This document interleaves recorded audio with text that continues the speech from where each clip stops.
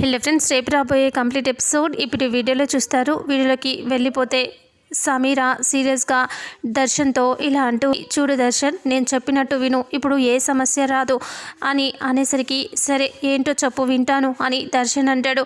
అప్పుడు తాళిని చూపిస్తూ, ఇదిగో తాళి నా మెల్లో కట్టు అని అంటూ సమీర అంటే, అదేంటి సమీర, ఇప్పుడు కింద నిశ్చితార్థం జరుగుతుంది, నీ మెల్లో నేను తాళి ఎలా కట్టను అని అంటే, చూడు దర్శన్, నేను చెప్పినట్టు వినమని నీకు చెప్తున్నాను, అంతే, నువ్వు వినాల్సిందే, లేదంటే పెద్ద సమస్యలు వస్తాయి అని అంటే, అప్పుడు ఇది కరెక్ట్ కాదు సమీర, అసలు ఇదేంటి అని అంటే, ఇది తాళి, నీకు ఇంకా తెలియట్లేదా, ఇది తాళి దర్శన్, తాళి నా మెల్లో కట్టు, గొడవ జరగదు అని చెప్తున్నాను కదా అని అంటూ సమీర అంటుంది. ఆ మాటకి దర్శన్ అలా చూస్తూ, అది కాదు సమీర, అమ్మకి తెలిస్తే గొడవ అవుతుంది అంటే, అందుకే కదా ఇది కట్టమని చెప్తున్నాను, ఏ గొడవ జరగకూడదు అంటే నువ్వు నా మెల్లో ఈ తాళి కట్టాల్సిందే, అప్పుడు కానీ ఏ గొడవ జరగకుండా అంతా బాగుంటుంది అని అంటూ చెప్పగానే, అప్పుడు ఆలోచిస్తూ, అంతే అంటావా అంటే, ఇంకేమీ లేదు, అంతే, నేను చెప్పినట్టు నువ్వు చెయ్యి అని అంటూ సమీర అంటే, దర్శన్ చేతిని తన తాళి సమీర చేతిలో నుంచి తను తీసేసుకుంటాడు. అప్పుడే సడన్గా అలా చూస్తూ ఉంటాడు. చూస్తూ ఉండగానే సమీర కట్టు దర్శన్ అని అంటూ ఉంటుంది. ఇక అప్పుడే రోహిత్ పైన గదిలో దర్శన్ని చూసి అక్కడ నుంచి పరిగెత్తుకొచ్చేసి ఆనందతో చెప్తూ ఉంటుంది, తను పిన్ని అక్కడ దర్శన్ గదిలో లేడు అని అంటే, ఆనంద సరే నేను వెళ్ళి చూసొస్తానుండు అనేసి అక్కడ నుంచి పైకి వచ్చేస్తూ ఉంటుంది. ఆనంద అలా వచ్చి తన గదిలో చూస్తే దర్శన్ కనిపించడు. ఇక పక్క గదిలోకి వచ్చి చూస్తుంది. చూసేసరికి ఇక అప్పుడే దర్శన్ అలా తాళి కడుతూ ఉంటాడు. ఇక ఆనంద డోర్ ఓపెన్ చేసి చూసి ఒక్కసారిగా షాక్ అయిపోయి చూస్తూ ఉంటుంది.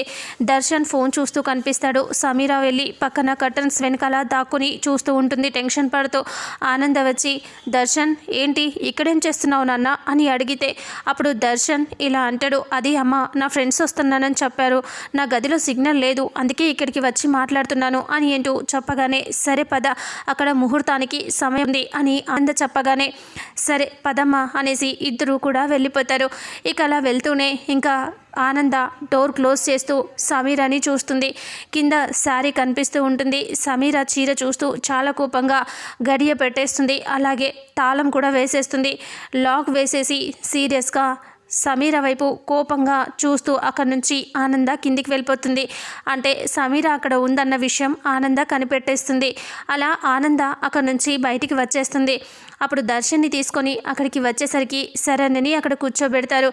దర్శన్ వచ్చే సమయానికి ఇంకా వెంటనే కాంచనతో గీత ఇలా చెప్తూ ఉంటుంది, అక్క నేను ఇంటి దగ్గర అది మర్చిపోయాను, అదే నిశ్చితార్థపు ఉంగరాలు మర్చిపోయాను, వెళ్ళి తీసుకురావా, ఇక్కడ ఈ పూజ అయ్యేలోపు నువ్వు వచ్చేస్తావు అని అంటూ గీత చెప్పగానే, సరే అట్లా ఇట్లా మర్చిపోయారమ్మి, మీరు చూసుకోండక్కర్లా అని సీరియస్గా, నేను వెంటనే వెళ్ళి తీసుకొస్తాను, మీరు ఉండండి అని కోపంగా టెన్షన్గా అక్కడి నుంచి బయలుదేరుతుంది. ఆటోలో కాంచన ఇంటికి వెళ్ళిపోతూ ఉంటుంది. దర్శన్ని తీసుకొచ్చి అక్కడ నిలబెట్టగానే అప్పుడు ఆనంద చూస్తూ ఉంటే దర్శన్ ఇలా కింద పడినట్టుగా అవుతాడు.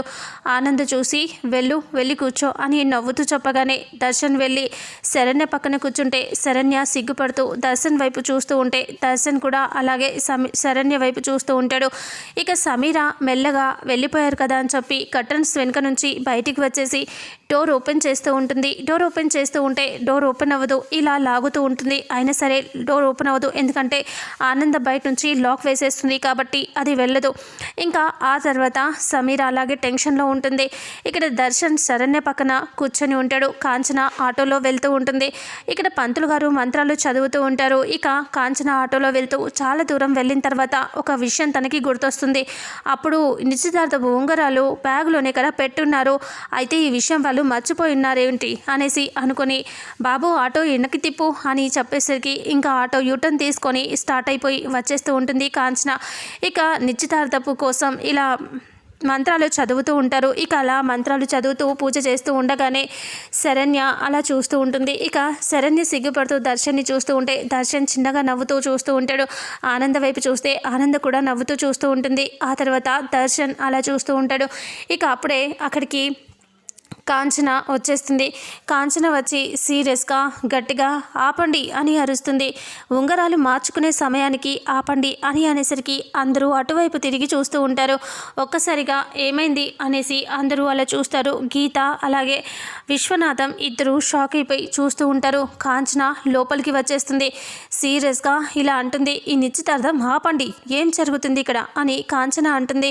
ఆ మాట వినేసరికి ఒక్కసారిగా అంతా చూస్తూ ఉండిపోతారు. ఏంటి అక్క ఇప్పుడు ఎందుకు గొడవ చేస్తున్నావు అనేసి కాంచనతో గీత అంటుంది. ఇక విశ్వనాథం కూడా ఏందమ్మి గొడవ చేయకు, పద ఇక్కడ నుంచి అని అంటూ ఉంటే అసలు ఏం జరుగుతుంది ఇక్కడ, మీరేం చేస్తున్నారు అని నాకు విషయం తెలియాల్సిందే అని కాంచన గట్టిగా అరుస్తుంది. గీత అంటుంది, నువ్వు గొడవ చేయకు, పద నీకు విషయం చెప్తాను అంటే ఇక్కడ ఎవరి నిశ్చితార్థం జరగాలి, ఎవరిది జరిపిస్తున్నారు మీరు అని అంటూ ఉంటే ఇక అనన్య అలాగే సీరియస్గా చూస్తూ ఉంటుంది. ఇంకా అప్పుడే శరణ్య టెన్షన్గా చూస్తూ ఉంటుంది. ఇక వెంటనే గీత విశ్వనాథం ఇద్దరు కలిసి తనని పక్కకి లాక్కొని వెళ్ళిపోతారు. ఇక అప్పుడే కాంచన ఇలా అంటూ ఉంటుంది, ఏందమ్మి నన్ను ఇట్లా పక్కకి తీసుకొచ్చినారు, అసలు మీరేం చేస్తున్నారు అక్కడ, నా కూతురు అది అనన్య నిశ్చితార్థం కాకుండా శరణ్య నిశ్చితార్థం జరుగుతుంది ఏంటి అక్కడ అని అంటూ ఉంటే అది నీకు కొంచెం మెల్లగా చెప్తాము, అసలు ఏం జరిగిందో అంటే ఏం జరిగిందో నాకు ఇంకా తెలియకుండా ఉన్నది అనుకుంటున్నారా, అంటే నన్ను కావాలని ఇక్కడ నుంచి పంపించినారా, ఇంటి దగ్గర పెయింట్ అంటించి నన్ను వాష్రూమ్లోకి లాక్ వేసి లాగా చేసి అక్కడ నుంచి నాకు చెప్పకుండా వచ్చేశారు.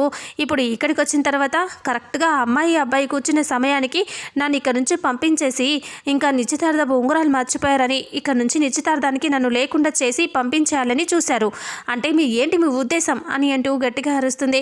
ఇదంతా మీరు కావాలని చేశారని నాకు ఇప్పుడు తెలుస్తుంది అని అంటూ నువ్వేం పెద్ద మనిషివయ్యా, నువ్వు అసలు మనిషివేనా అని తిడుతూ ఉంటే కాంచన నేను చెప్పేది విను అని గీత అంటే ఏంటి నువ్వు చెప్పేది, నీ మొగుడు అన్నానని నీ కోపం వస్తుందా, అవునే ఆ రోజు నీ మొగుడు నన్ను చేసుకుంటానని వచ్చాడు కానీ నిన్ను చేసుకుంటానని చెప్పాడు, ఆ బాధకి మా నాయన చచ్చిపోయాడు, ఆ విషయం గుర్తుంది కదా, ఇంకా నీ మొగుడు అప్పటి నుంచి మోసగాడేనే, అప్పుడు కూడా మోసం చేసి నిన్ను పెళ్లి చేసుకున్నందుకు నా అయ్యపోయాడు, సరే మిమ్మల్ని పెళ్లి చేసుకున్నాను నీకు మంచి చేస్తాను అని నా కూతుర్ని తీసుకొచ్చి మీ కూతురుగా పెంచుకొని అంతా మంచి చేస్తానని చెప్పారు, కానీ ఇప్పుడు ఏమైంది, మీ కూతురుగా ఉన్న నా అనన్య నా కూతురు అయినా మీరు నా కూతుర్ని ఏం చేశారు, గొప్పింటి కోడల్ని చేయకుండా మీరు నీ కూతుర్ని గొప్పింటి కోడలికి ఇచ్చి చేస్తాను అని ఇలా నిర్ణయం తీసుకొని అందుకే నన్ను ఇక్కడ లేకుండా చేయాలి అనుకున్నారా, అప్పుడు నాకు అన్యాయం చేస్తారు, ఇప్పుడు నా కూతురికి అన్యాయం చేస్తున్నారు, నీ కూతురికి మాత్రం బాగానే చక్కబెట్టుకుంటున్నారు అని అంటే అసలు ఏం జరిగిందో తెలిస్తే నువ్వు ఇలా మాట్లాడవు, నేను చెప్పేది విను అని అంటూ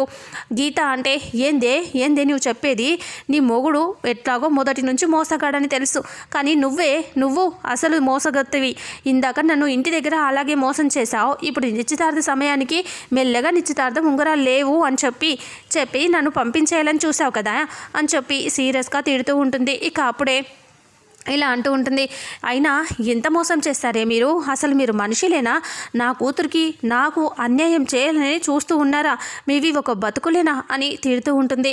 ఇక బయట శరణ్య టెన్షన్ పడుతూ చూస్తూ ఉంటుంది, ఏం గొడవ జరుగుతుందా అనేసి దర్శన్ శరణ్య ఆలోచిస్తూ ఉంటారు. పైన గదిలో సమీర డోర్ కోసం ఓపెన్ చేయటం కోసం చాలా ట్రై చేస్తూ ఉంటుంది, కానీ డోర్ ఓపెన్ అవ్వదు. ఇక అందరూ కూడా వీళ్ళు గొడవ పడటానికి పక్కకి వెళ్ళిపోతారు కదా, అందరూ చూస్తూ ఉంటారు ఇంకా వీళ్ళు రావట్లేదా అనేసి. ఇక వీళ్ళు ముగ్గురు ఇక్కడ గొడవ పడుతూ ఉంటారు. ఇక అనన్య సమీర శరణ్య వీళ్ళందరూ కూడా అక్కడే ఉంటారు కదా. ఇక అప్పుడే ఇలా అంటూ ఉంటుంది కాంచన, నా కూతురికి అన్యాయం చేసి నా కూతుర్ని గొప్పింటికి చేస్తారు అనుకున్నాను, కానీ అన్యాయం చేస్తారని అనుకోలేదు, మీరు ఇంత దుర్మార్గులని ఇంకా కూడా నేను పసిగట్టకుండా నమ్మి నా కూతుర్ని మీ చేతిలో పెట్టాను చూసారా, అది నేను చేసిన తప్పు అని అంటూ తిడుతూ ఉంటుంది. అది కాదు నా మాట విను, అసలు విషయం తెలిస్తే నువ్వు ఇలా మాట్లాడవు అని అంటే ఇంకేందే తెలిసేది, నువ్వు నీ మొగుడు చేసిన మోసం మాకు తెలియక్కర్లా, అన్నీ తెలుస్తున్నాయి, మీరు చేసినవన్నీ నాకు తెలిసిపోయాయి, మీరేం చెప్పినా నేను వినను, ఇంకా నమ్మను నేను అని సీరియస్గా చెప్తూ ఉంటే ఇక అప్పుడే అదంతా చూసి షాక్ అయిపోయి అలాగే చూస్తూ ఉంటారు. ఇక ఇంతటితో రేపు రాబోయే ఎపిసోడ్ ఎండ్ అవుతుంది. మరుసటి ఎపిసోడ్లో ఏం జరుగుతుందో తెలుసుకుందాం.